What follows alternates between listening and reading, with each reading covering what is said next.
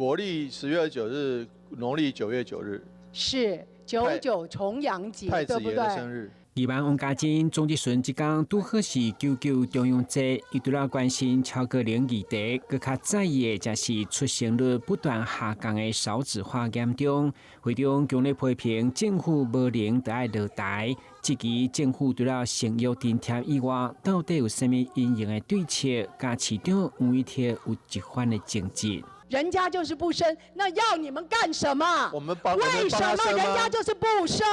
要你们干什么？要你们执政的，执政你们就要竭尽所能，想方设法鼓励他生，不能强制他生，当然不能啊，也不能帮他生。议员除了要求面对国安危机，对着市警局第一分局的听下努具，一拄着大雨就涉水，而且电路开关挂漏，嘛质疑到底是如何通过消防安检。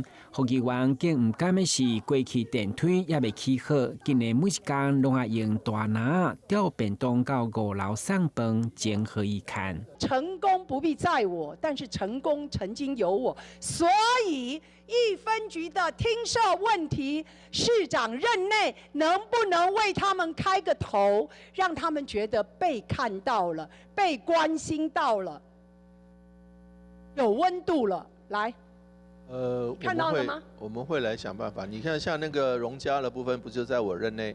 很好啊，但是大概5、6年以后，所以成功不必在我嘛。成功曾经有你嘛。对此，市长每天嘛当中回应，一定会想办法找地找钱来兴建听下。台南新闻，军职杨顺怀采访报道。